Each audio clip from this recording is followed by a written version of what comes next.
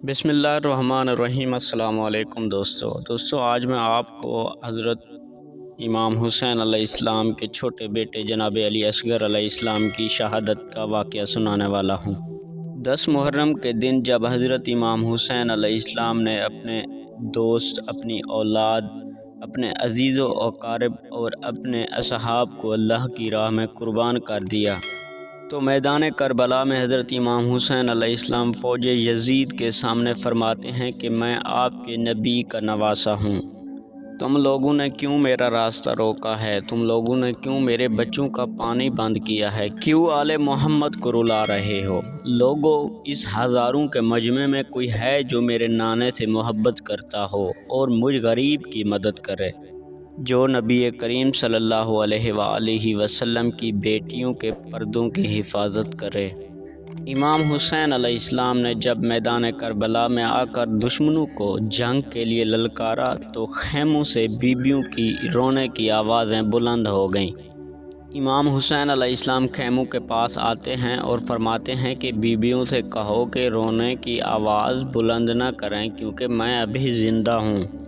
اتنے میں be be زینب سلام اللہ علیہا اپنے بھائی حضرت امام حسین علیہ السلام کے پاس آ کر کہتی ہیں کہ اے بھائی، جب آپ نے میدان کربلا میں کھڑے ہو کر کہا کہ کوئی ہے مجھ غریب کی مدد کرنے والا اور رسول اللہ کی بیٹیوں کے پردے کی حفاظت کرنے والا، تو یہ سن کر آپ کے بیٹے شہزادہ علی اصغر نے اپنے آپ کو جھولے سے گرا دیا۔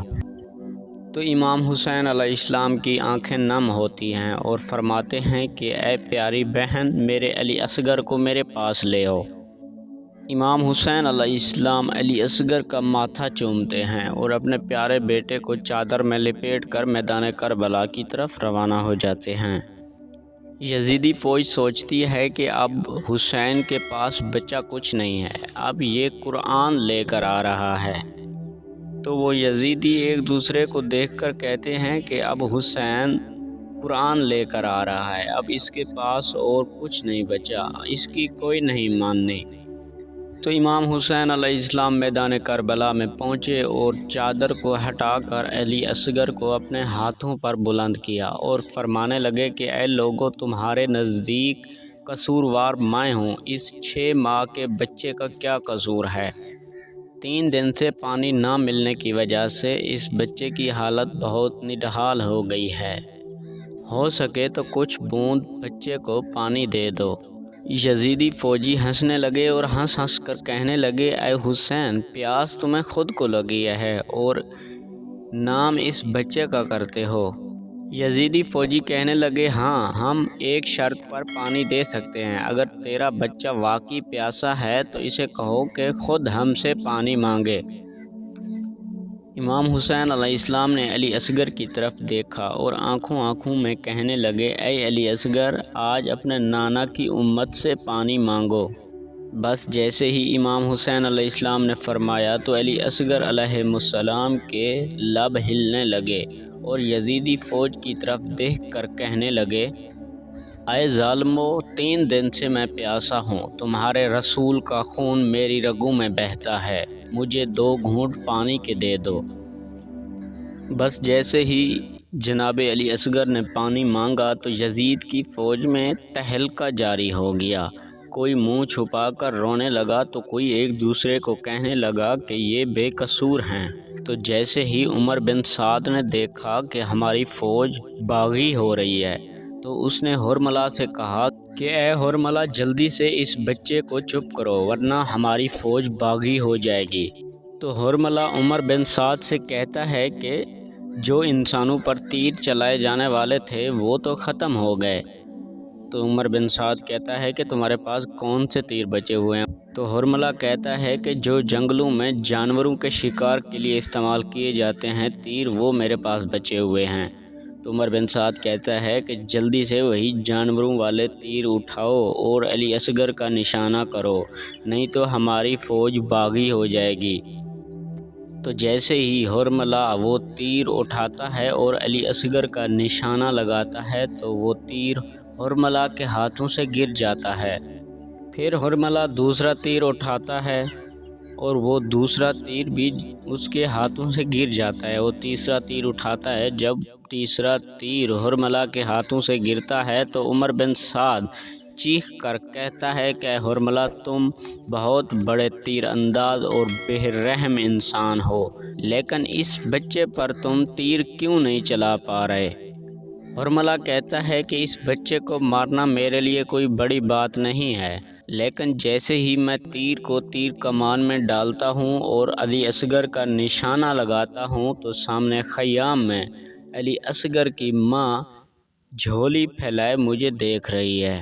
عمر بن سعد کہتا ہے کہ تم اس کی طرف نہ دیکھو، بلکہ علی اصغر کو ایسے مارو کہ پورا لشکر یزید کے نام سے کانپ جائے۔ تو پھر دوبارہ حرملہ نے تیر کو تیر کمان میں ڈالا اور علی اصغر کا نشانہ لگا کر تیر کو چھوڑ دیا۔ تو تیر بہت بڑا تھا لیکن علی اصغر کا جسم بہت چھوٹا تھا۔ تو تیر کی 3 نوکیں تھیں۔ ایک نوک علی اصغر کے گلے میں لگی، ایک نوک علی اصغر کے بازو میں لگی اور ایک نوک علی اصغر کی کمر میں لگی۔ تیر اتنا وزنی اور تیز تھا کہ علی اصغر کے جسم کو چیر کر امام حسین علیہ السلام کے بازو میں آ لگا۔ علی اصغر مسکرانے لگے۔ امام حسین علیہ السلام نے اپنے بچے کو دیکھا۔ علی اصغر کے جسم سے کچھ ماں کا دودھ نکلا اور کچھ خون نکلا۔ امام حسین علیہ السلام نے چاہا کہ اس خون کو آسمان کی طرف پھینکے، تو آسمان سے آواز آنے لگی، اے حسین، اس خون کو میری طرف نہ پھینکنا ورنہ قیامت تک بارش تک نہیں آئے گی۔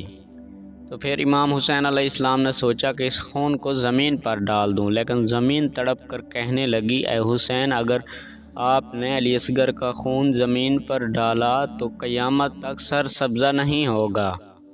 تو پھر امام حسین علیہ السلام نے علی اصغر کے خون کو اپنی داڑھی پر لگا کر اللہ سے مخاطب ہو کر کہنے لگے، اے اللہ، گواہ رہنا کہ میں نے اپنے چھوٹے سے علی اصغر کو بھی آپ کی راہ میں قربان کر دیا۔ امام حسین علیہ السلام علی اصغر کی لاشیں کو لے کر خیموں کی طرف آئے۔ جیسے ہی علی اصغر کو بی بی رباب کے سامنے لایا گیا تو بی بی رباب کا رنگ زرد ہو گیا۔ تو بی بی رباب علی اصغر کو دیکھ کر فرمانے لگی، اے میرے آقا، کیا میرے بچے کے قاتل کی اپنی اولاد نہ تھی؟ امام حسین علیہ السلام نے بی بی رباب کو سنبھالا اور فرمایا کہ عنقریب سب کی لاشوں کی بے حرمتی کی جائے گی۔ آپ آؤ، ہم علی اصغر کی قبر بنا لیتے ہیں اور ان کو دفن کر دیتے ہیں۔ امام حسین علیہ السلام خیام کے پیچھے ذوالفقار سے علی اصغر کی قبر کھودنے لگے۔ بی بی رباب اور امام حسین علیہ السلام دونوں مل کر اپنے چھوٹے سے ننھے سے بیٹے کے لیے قبر بناتے ہیں اور پھر خود اپنے ہاتھوں سے اپنے بیٹے کو قبر میں اتارتے ہیں اور اپنے ہاتھوں سے گرم ریت علی اصغر کے جسم پر ڈالتے ہیں۔ ناظرین، امام حسین علیہ السلام کی شہادت کے بعد تمام شہداء کے سر کاٹے گئے، تمام بیویوں کو قید کیا گیا اور پھر قید کر کے شام کی طرف لے جا رہے تھے۔ اتنے میں کوئی کہتا ہے کہ شہید 72 تھے لیکن سر 71 ہیں، ایک سر کم ہے۔ تو پوچھنے پر کہا جاتا ہے کہ ایک بچے کا سر کم ہے جس کو حسین پانی پلانے کے لیے میدان میں لائے تھے اور ہم نے تیر مار کر شہید کر دیا تھا، اس بچے کا سر نہیں ہے۔ شمر کہتا ہے کہ ہاں، ڈھونڈو، یہیں کہیں حسین نے اس کو دفن کیا ہوگا۔ بس تمام گھوڑوں کو بھگایا جاتا ہے، بہت سے گھوڑے اور ان کے اوپر گھوڑ سوار نیزے اٹھا کر زمین میں مارتے جاتے ہیں۔ تو بس ایک نیزہ زمین پر لگا تو وہ نیزہ جیسے ہی باہر آیا تو وہ نیزہ خالی نہیں تھا بلکہ علی اصغر کا جسم بھی ساتھ تھا۔ یہ منظر دیکھ کر فوج یزید ہنسنے لگی اور ہنس ہنس کر کہنے لگی کہ اس کا سر کاٹو اور جسم کو یہیں پھینک دو۔ تو جناب علی اصغر کا سر اس کی ماں کے سامنے اس کے جسم سے جدا کیا گیا، سر کو نیزے پر سوار کیا گیا اور جسم کو وہیں پھینک کر جسم کی بے حرمتی کی گئی۔ تو جیسے ہی بی بی رباب نے اپنے بیٹے کے جسم کو دور سے دیکھا تو رسول اللہ صلی اللہ علیہ وآلہ وسلم سے مخاطب ہو کر کہنے لگی کہتی ہیں کہ یا رسول اللہ، آپ کی امت نے ہم پر طرح طرح کے ظلم ڈھائے، لیکن ہم نے برداشت کیے، اور جب تک یہ رباب زندہ رہے گی نہ ہی چھاؤں میں بیٹھے گی اور نہ ہی ٹھنڈا پانی پیے گی۔ تو ناظرین، کہا جاتا ہے کہ جب تک بی بی رباب زندہ رہیں اپنے بیٹے کے بعد نہ ہی چھاؤں میں بیٹھیں اور نہ ہی ٹھنڈا پانی پیا۔ سلام و حضرت امام حسین علیہ السلام پر اور ان کی آل پر۔